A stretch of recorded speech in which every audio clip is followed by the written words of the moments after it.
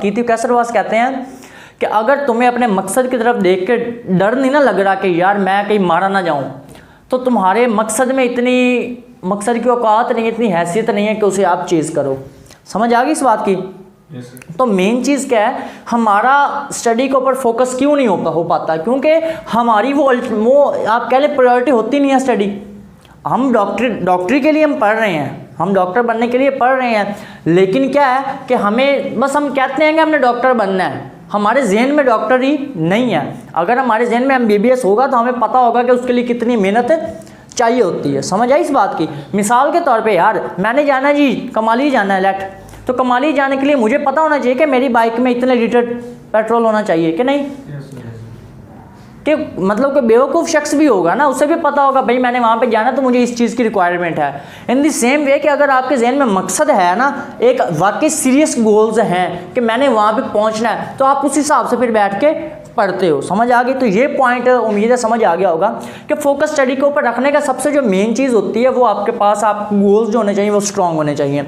अगर आपके पास गोल्स बहुत ज़्यादा स्ट्रांग हैं तो फिर आप इजीली क्या कर सकते हैं, फोकस अपनी कंसंट्रेशन जो है उसे मतलब बाइंड कर सकते हैं, वहाँ पे रख सकते हैं। अदरवाइज अगर आपका कोई एम्बिशन ही नहीं है तो आप फेल हो जाएंगे। Second thing is comfortable.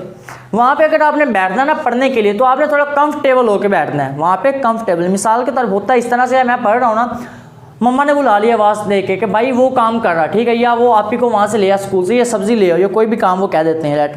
फिर मैं क्या करता हूँ, स्टडी छोड़ता हूँ, वह चला जाता हूँ। अपनी प्रायोरिटीज़ के बारे में अपने घर वालों को बताएं कि ये 2 घंटे जब मैं पढ़ रहा हूँ ना, या मैं 2 घंटे यहाँ पे जब आके बैठ गए इस चेयर के ऊपर, तो मुझे कोई शख्स कोई काम नहीं करेगा। इसके अलावा जब मैं फ्री हूँ तब मुझे आप जो मर्जी काम कह लें, ठीक है। तो ये चीज़ें आपके पास कंफर्टेबल होकर बैठेंगे। पानी वगैरह अपने साथ रखें पीने के लिए, या कोई चीज़ खानी है स्लंटीज वगैरह वो अपने साथ रखें। अगर आप वो नहीं पास रख रहे तो फिर आपको कोई प्रॉब्लम होगी, प्यास लगी उठ के जाना पड़ेगा, उठ के गए हैं तो फिर आपकी कंसंट्रेशन क्या होगी, लॉस। फिर आएंगे वापस तो आके दोबारा उधर से स्टार्ट करना पड़ेगा जहाँ पे छोड़ के गए थे। क्लियर हो गया ये चीज़? उसके बाद यहाँ पे इवैल्यूएशन है जी, अंडरस्टैंडिंग। अब यहाँ पे होता इस तरह से है कि अगर एक चीज़ आपको अच्छी तरह से आती नहीं है ना, आपको समझ नहीं आई, चाहे वो स्कूल में है चाहे वो कॉलेज में है, तो फिर आपका दिल नहीं करेगा उसे बैठ के पढ़ने का।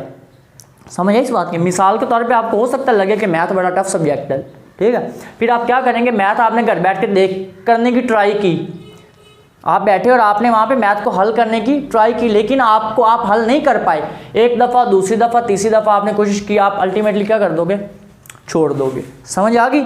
तो जो चीज़ आप कंप्रीहेंड कर लेते हो अच्छी तरह से, आपको अब पता है कि मुझे ये बात समझ आ गई है, मैथ का क्वेश्चन 10 क्वेश्चन है, सभी एक ही मेथड के साथ करने हैं। मैंने मेथड वाली प्रैक्टिस की हुई है, मैं एक क्वेश्चन सॉल्व करूंगा, दूसरा करूंगा, तीसरा करूंगा, मेरा तो इंटरेस्ट खुद ही उसमें क्या होता जाएगा, बिल्ड होता जाएगा। लेकिन मैंने जी स्टार्ट किया यहाँ से मैथ करना, यहाँ पे दरमियान में आके अटक गया। अब एक स्टेप बीच में ऐसा ही है कि आपने वैल्यूज़ वहाँ पर चेंज करनी है, वैल्यूज़ आपने वहाँ पर चेंज करनी है, लेकिन मुझे वो नहीं आता था।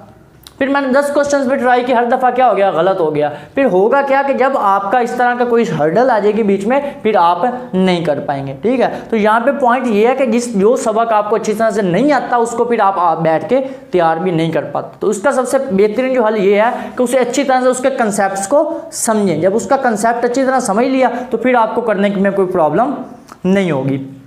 सबक भूल जाता है जी, सबक क्यों भूलता है? अब सबक भूलने की सबसे बड़ी वजह जो होती है, सबसे पहले यहाँ पे जो मैंने लिखा प्रैक्टिस है। अगर कोई शख्स यहाँ से सबक सुन के जाता है ना, मिसाल के तौर पे मैंने पढ़ाया, मैं आपको अक्सर एक बात बार बार रिपीट करता होता हूँ कि जब मैं पढ़ाता हूँ तो तकरीबन 60 से 80% फौरी तौर